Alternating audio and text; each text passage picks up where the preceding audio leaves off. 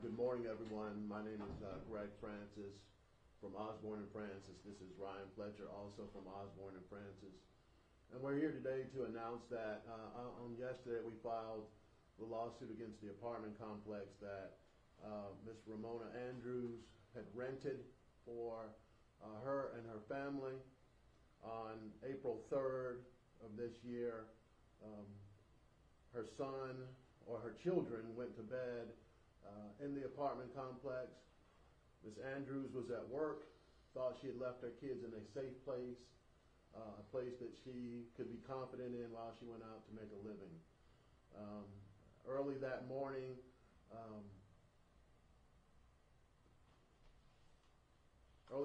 Leah woke to fire going up the sides of the walls, to which she immediately jumped up. She had her youngest sister with her. She went to the bedroom to gather the other children to get them out of the apartment complex, or out of the apartment. Once she got outside, it wasn't until then that they realized that Ramon, who had been asleep in the bedroom, was not with them. By this time, the fire had engulfed the apartment, and no one could go back inside to save him. All 4 children were treated for smoke inhalation.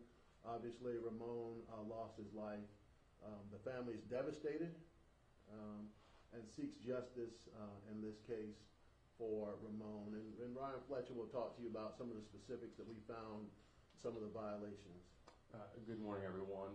Reviewing this case as a case of clear liability against the landlord pursuant to Florida law and the lease that Ms. Andrews signed. The landlord was required to give them operable smoke alarms. Pursuant to the fire code, they're supposed to provide 1 in each sleeping area and outside the sleeping area. So there should have been 3 working smoke alarms in the unit. Unfortunately, the apartment complex did not provide working smoke alarms. And we know that because of the evidence that we've established so far. The law enforcement and fire rescue were on the scene very quickly and attempted to save lives and look for survivors. And through that body-worn camera, we see that there's no smoke alarms going off at the time of this fire.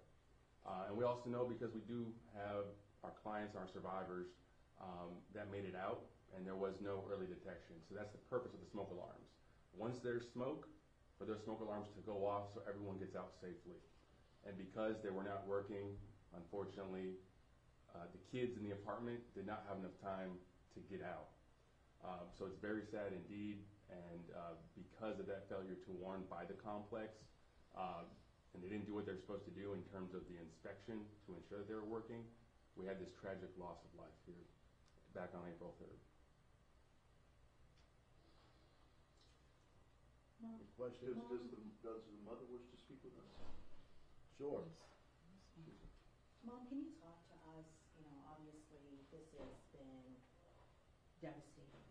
As a mom of 3 boys myself, I can't even imagine what you've been going through. Can you talk us through the grief and mourning process to even get here today, and how your family's been managing? We've just been taking it day by day. I mean, it has totally turned our lives around. Just everything reminds me of him. It just seems like a dream, like it's not real. I really can't explain it. Do you remember the phone call or how you were notified? What was that moment like?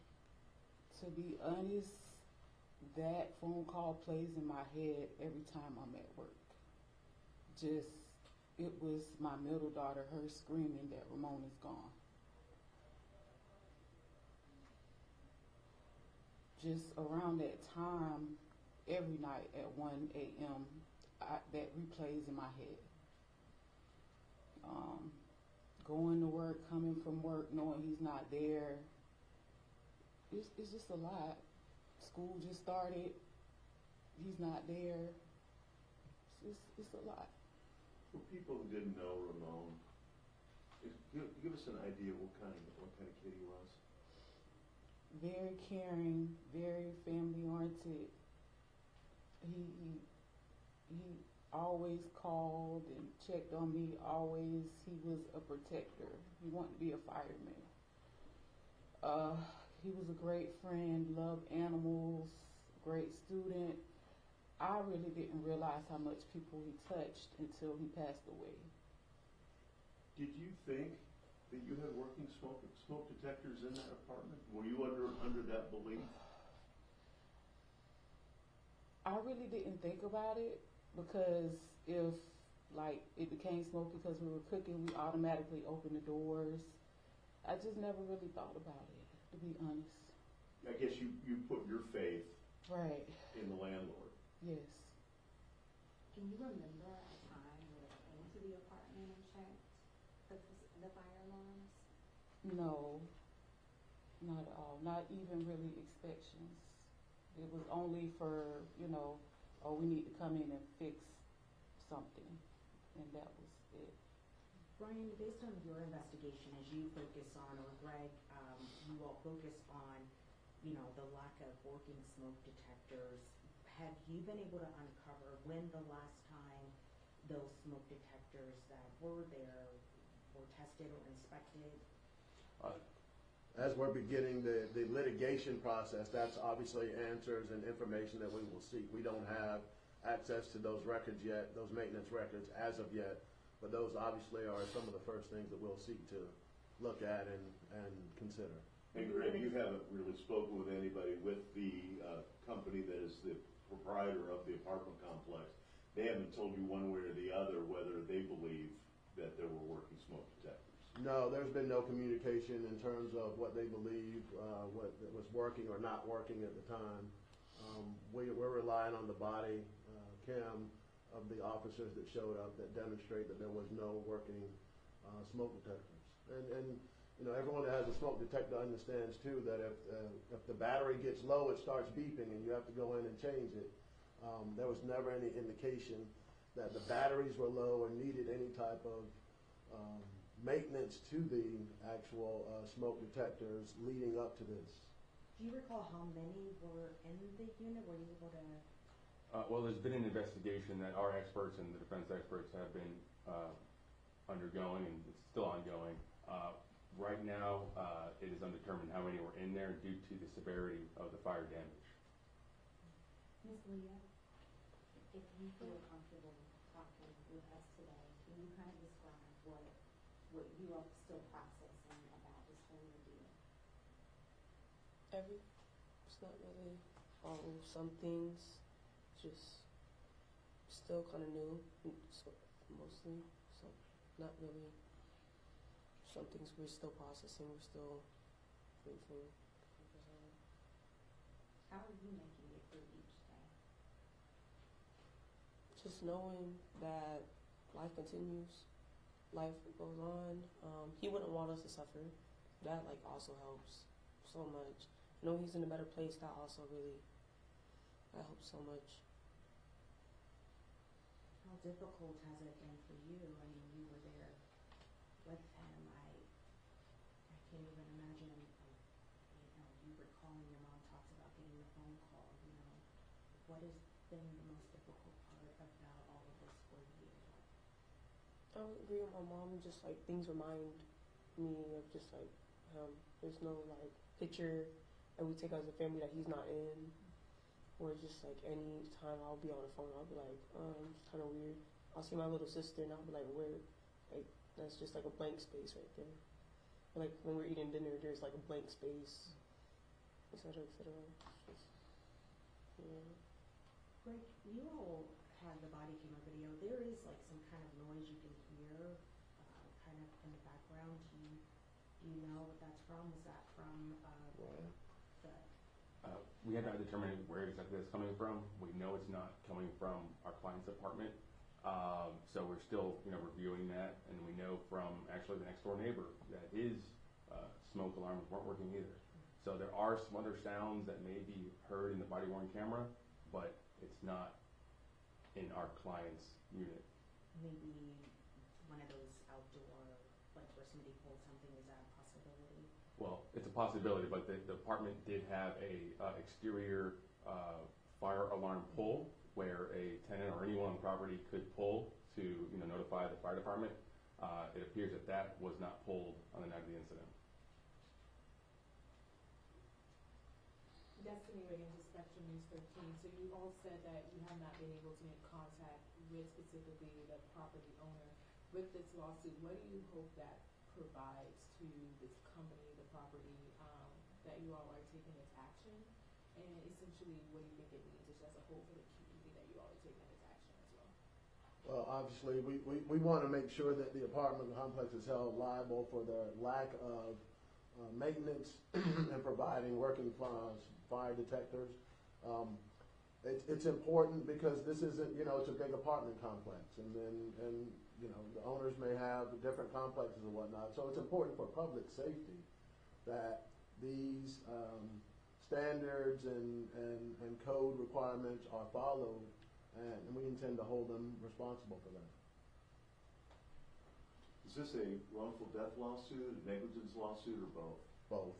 Both.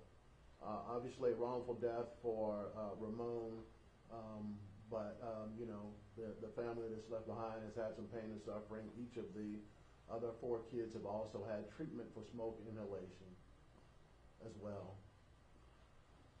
Greg, I do have to ask, for some people, who aren't as familiar with the law as you so graciously detailed in the lawsuit, about the responsibility on the landlord when people rent. There are different responsibilities that they have, as Ryan sort of pointed out. But can you speak to this idea? Some people may be, unfortunately, thinking that, the tenant has some sort of responsibility in terms of maintaining and managing those smoke detectors. Can you kind of differentiate what the law says when you're renting versus being the homeowner? Right. So the law provides, and through the lease as well, that the landlord has a responsibility to provide the tenant a functional working smoke alarm. They have to deliver it to the tenant on day 1, so it should be there with working batteries. And the law also provides they're supposed to do an annual inspection at the minimum. That's the bare minimum. So once it's delivered to the tenant has an obligation to, once there's a notice of a low battery or something not working, to let the landlord know. In this case, Ramona had no knowledge that there was a low battery or issue, so she didn't know that they weren't working until it was too late. So it's very important for everyone who lives in an apartment to obviously pay attention and ask their landlord, is this a working smoke alarm? And to hold them accountable if you live in an apartment complex. How long have you and your family lived there? Almost 2 years. Almost 2 years? Yes. And you don't recall ever having somebody come to inspect your smoke detectors or your smoke alarms? No, not at all. Do you know how old this building is? It's approximately a 1970s build.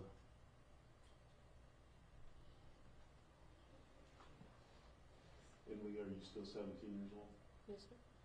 And Mom, we obviously have permission to put her on television. I always ask anybody who's a minor child before I put them on television. Yes, that's fine. Do you have other pictures that you can send? We do. We do have additional pictures.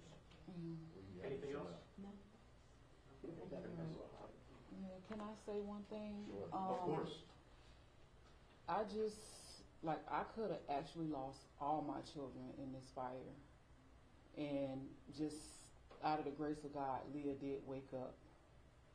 I just, really don't wish this on anybody, and hope, some laws can come in place or anything like that to where it protects, just everybody, families like mine, because these house fires are getting way out of control. I see it happening too often now, and I just really won't change with that.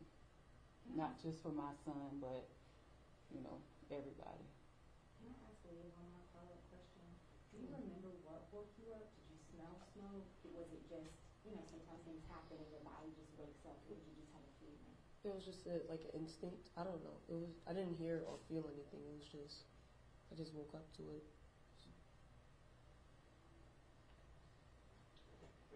Good. Thank you. Thank you all. Thank you. Thank you.